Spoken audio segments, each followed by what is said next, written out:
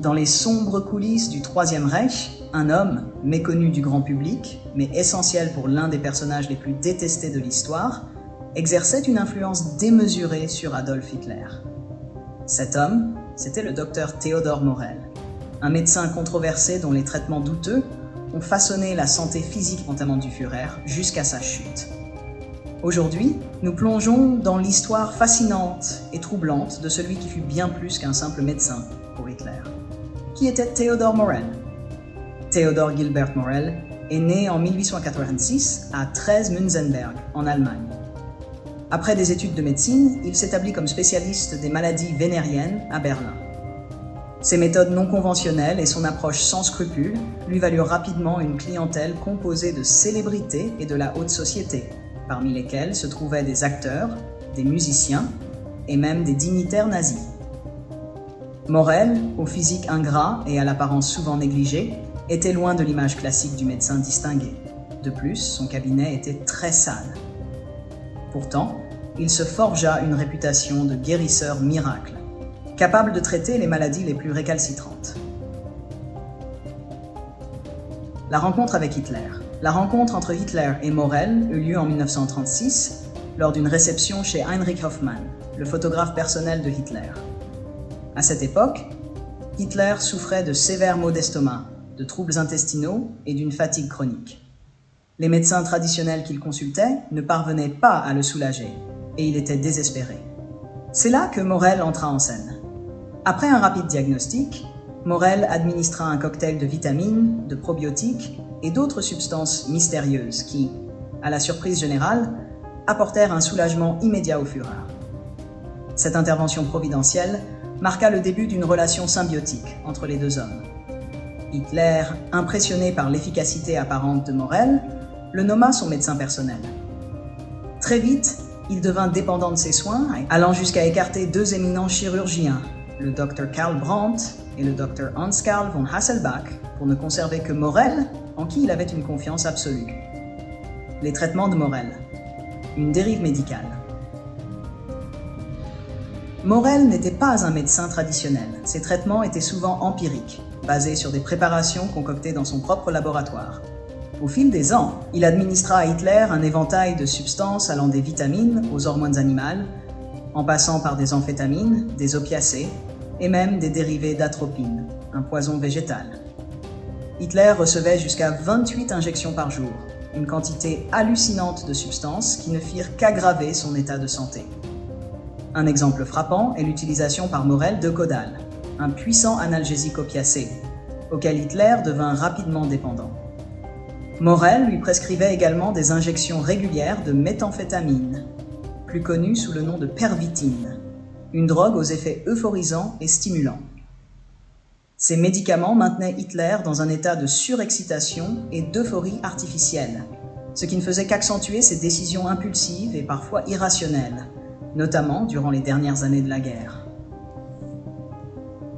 L'évolution de la dépendance. C'est à partir de 1943, après la défaite désastreuse à Stalingrad, que l'état de santé de Hitler commença à se détériorer de manière significative. La pression de la guerre, les échecs militaires et le stress constant l'affaiblirent physiquement et mentalement. Ses tremblements devinrent de plus en plus visibles, un symptôme que beaucoup attribuent aujourd'hui à la maladie de Parkinson. Pourtant, malgré ces signes évidents, Morell ne fit rien pour traiter cette affection. Au lieu de cela, il continua de bombarder Hitler de stimulants et d'analgésiques, ignorant les symptômes neurologiques graves qui allaient s'aggraver au fil du temps. Au fur et à mesure que la guerre progressait et que la situation se dégradait pour l'Allemagne nazie, Hitler devint de plus en plus dépendant des traitements de Morell. Son état de santé se détériorait avec des symptômes de plus en plus inquiétants.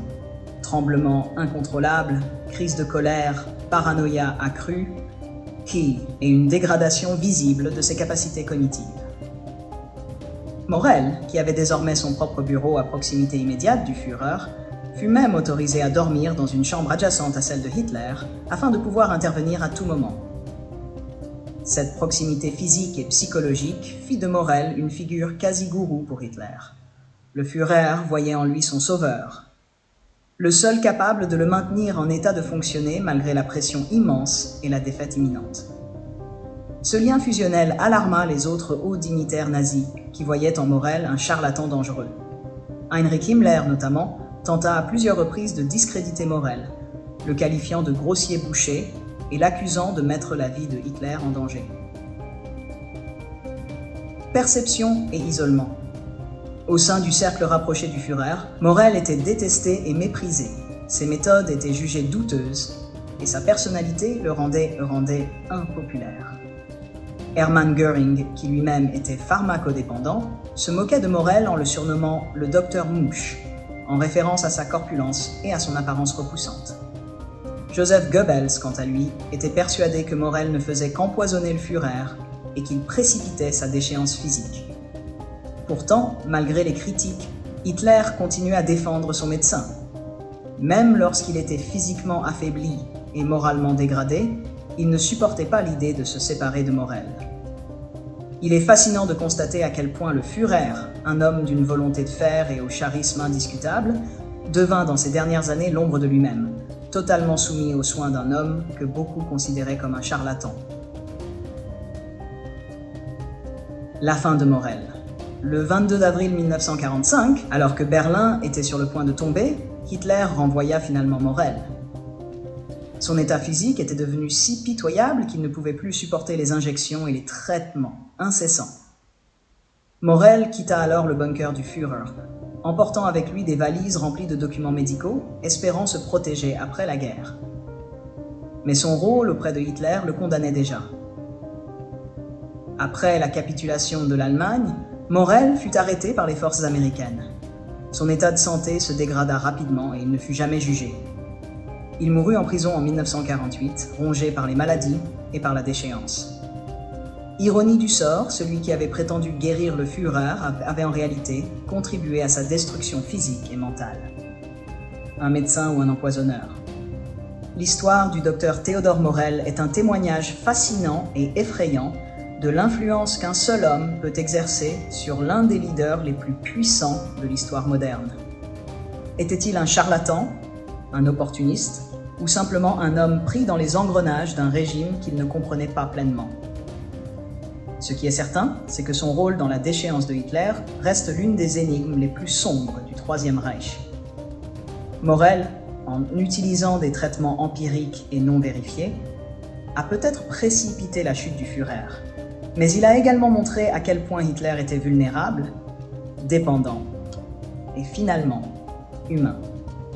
Cette relation étrange et destructrice entre le dictateur et son médecin est une preuve de plus que derrière la façade de puissance, même les plus grands tyrans peuvent être à la merci de leurs propres faiblesses et des hommes de l'ombre qui les entourent.